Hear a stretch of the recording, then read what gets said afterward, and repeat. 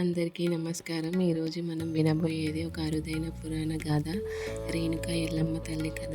ఇది భాగవత పురాణం, మార్కండేయ పురాణంలో ప్రస్తావించబడిన శక్తి స్వరూపిణి అమ్మవారి అద్భుత గాథ. జమదగ్ని మహర్షికి భార్య రేణుక.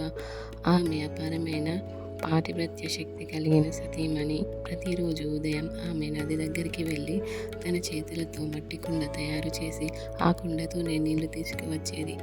ఆమె పవిత్రత వల్లే ఆ కుండ ఎప్పుడు విరగదు, నీరు ఎప్పుడు పొర్లదు. కానీ ఒకరోజు రేణుక తల్లి మనసు క్షణం తప్పింది. గంగలో స్నానం చేస్తున్న ఒక గంధర్వుని చూసి క్షణం మాత్రం మనసు మళ్ళింది. ఆ పవిత్రలో చిన్న చీలిక వచ్చింది.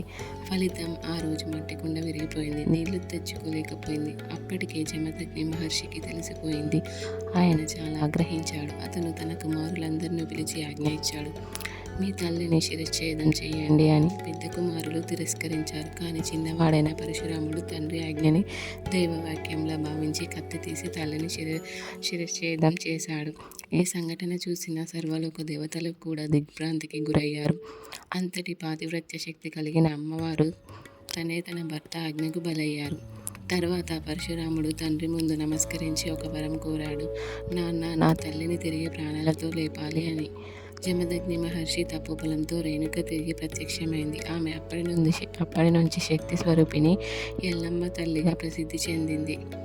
ఈ గాథ తర్వాత రేణుక తల్లి దక్షిణ భారతదేశంలో మహాశక్తికి తల్లిగా ఆరాధించడం ప్రారంభమైంది.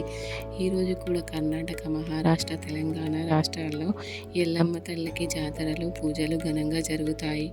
ఈ కథ మనకు చెప్పే బోధ ఏమిటంటే, స్త్రీ శక్తి అనేది అపారమైనది. ఈ శక్తి ఒక్కసారి కలత చెందితే లోకం నాశనం అవుతుంది. కానీ ఆ శక్తి సరిగ్గా ఆరాధిస్తే లోకం రక్షితం అవుతుంది. ఇలాంటి అరుదైన పురాణ గాథలు తెలుసుకోవాలంటే